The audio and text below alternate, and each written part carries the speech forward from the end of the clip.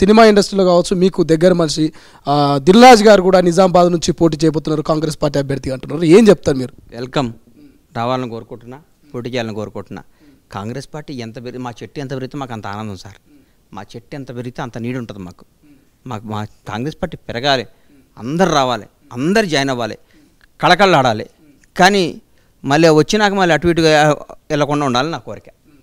ఒకవేళ దిల్రాజు గారు వచ్చి నిజామాబాద్లో ఎంపీ అభ్యర్థిగా నిలబడితే గెలుస్తారని నమ్మకం మీకు? బ్రహ్మాండమైన మెట్లతో గెలుస్తాడు, బ్రహ్మాండం గెలుస్తాడు. ఎట్లా చెప్తారు? మొన్నటిదాకా సినీ పరిశ్రమలో ఉన్న వ్యక్తి ఇప్పుడు సడన్గా రాజకీయాలకు వచ్చి ఎంపీగా పోటీ చేస్తే ఎట్లా గెలుస్తారు, ఎట్లా స్వాగతిస్తారు ప్రజలు? దిల్రాజు గారి గురించి మీకు తెలియదో నాకు తెలుసు.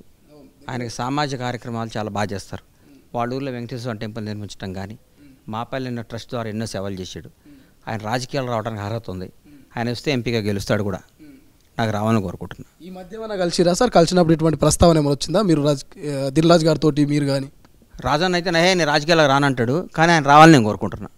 ఈ కాంగ్రెస్ పార్టీ నాయకులు రేవంత్ రెడ్డి గారు కావచ్చు, ముఖ్య నేతలు ఎవరైనా వాళ్ళు మీరు మాట్లాడుతున్నప్పుడు ఏమైనా దిల్రాజు గారి ప్రస్తావన వచ్చిన సందర్భం ఉండవు సార్. ఆయన ముఖ్యమంత్రి గారు సార్, రాష్ట్రానికి ముఖ్యమంత్రి. ముఖ్యమంత్రి అంటే ఏమనుకుంటున్నారు మీరు? ఆయన ముఖ్యమంత్రి. ఆయన చూసి దండం పెట్టడం మాకు ఆయన పొజిషను, ఆయన పోస్టు కలకాలం ఆయన అట్లా చూసుకుంటా ఆనందపడుతుండాలని కోరుకుంటున్నాను. మొన్నటిదాకా వైఎస్ఆర్టీపీ పేరిట వైఎస్ షర్మిల గారు ఇక్కడ పోటీ చేసేందుకు సిద్ధంగా ఉన్నారు. తర్వాత చివరి దశలో డ్రాప్ అయ్యారు. సో ఇప్పుడు కాంగ్రెస్ పార్టీకి రావడం మీరు ఏం చెప్తారు? స్వాగతిస్తారు, ఏం చెప్తారు? చాలా బాగుంది. చాలా మా నాయకులు వైఎస్ రాజశేఖర రెడ్డి గారిని దగ్గర నుంచి చూసిన వ్యక్తిగా చెప్తున్నా. వాళ్ళ పాప మళ్ళీ కాంగ్రెస్ పార్టీలోకి రావటం మాకు చాలా సంతోషాన్ని ఇస్తుంది, చాలా కిక్కునిస్తుంది, చాలా లాభం పార్టీకి. ఆంధ్రాలో పార్టీకి పూర్వవైభవం రావడానికి కూడా బ్రహ్మాండమైన స్కోప్ ఉంది. వెరీ గుడ్, చాలా మంచిది. అవుతుందా షర్మిల గారితో ఇక్కడ పార్టీ పెట్టే ఇక్కడ క్లోజ్ చేసినటువంటి సందర్భం? సో ఒకవేళ మీరు కాంగ్రెస్ పార్టీ ఇన్ఛార్జ్ అక్కడ నియమించినా కూడా ఆమె హ్యాండిల్ చేయగలుగుతారంటారా? ఆ నమ్మకం ఉందా? ఎందుకు, మీకేమైనా ఉందా? ఆయన డౌట్ ఏమన్నా? మాకేం డౌట్ లేదు. ఎవరైనా ఏ పనికైనా న్యాయం చేస్తారు. మన సామర్థ్యాలపై ఉంది. ఇక్కడ బంద్ చేశారు, అక్కడ ఓపెన్ చేయాలి, ఎన్ని ఉండవు.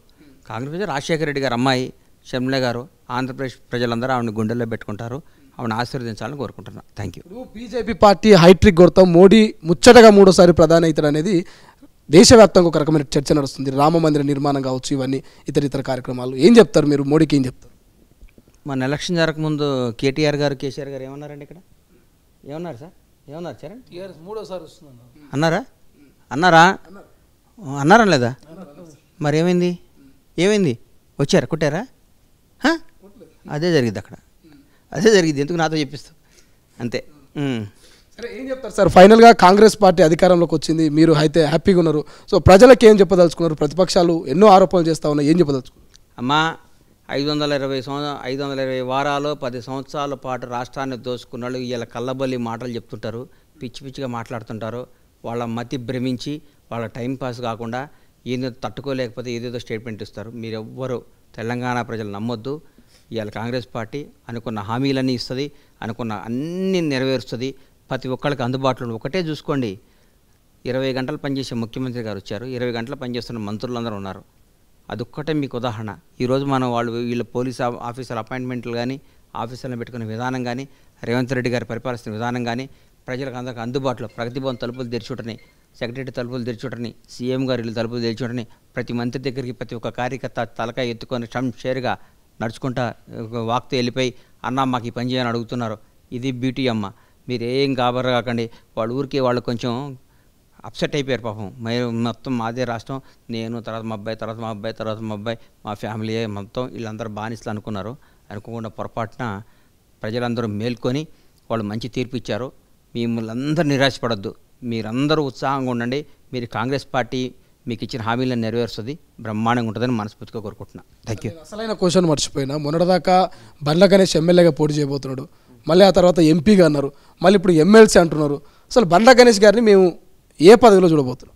కాంగ్రెస్ పార్టీ ఏది ఇస్తే అది చేస్తా. ఇవ్వకున్నా నేనేమనుకున్నాను, కానీ వాళ్ళు ఏదో ఇస్తారని అనుకుంటున్నా.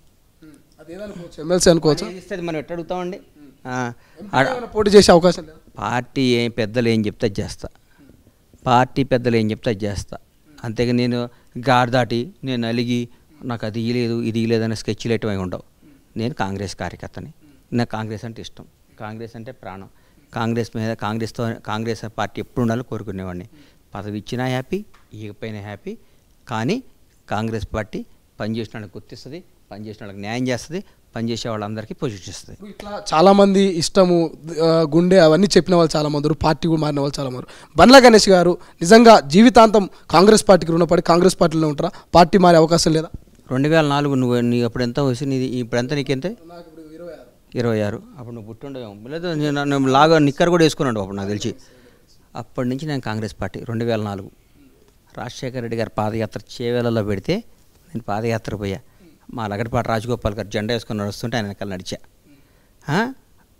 దాసరి నారాయణరావు గారు మహానుభావులు, మా గురువుగారు, కాంగ్రెస్ పార్టీ పనిచేస్తున్న రోజు ఆయన ఇంటికి పోయి పనిచేసేవాడిని.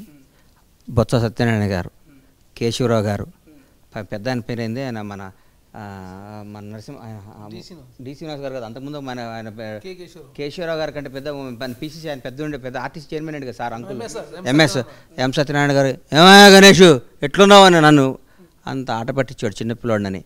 అక్కడి నుంచి నేను కాంగ్రెస్. నాకు ఇందిరాగాంధీ గారి దగ్గర నుంచి నాకు ఇందిరాగాంధీ గారు చచ్చిపోయినప్పుడు నేను 7th క్లాస్ ఉన్నా.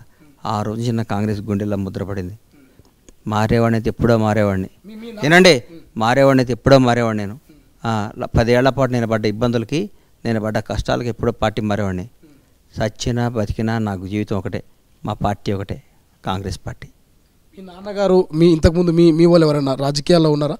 లేడు. నేను కాంగ్రెస్ అభిమానం సార్, మేము కాంగ్రెస్ అభిమానం. మా ఫ్యామిలీ ఎవరు రాజకీయాల్లో లేరు, నేనే రాజకీయం.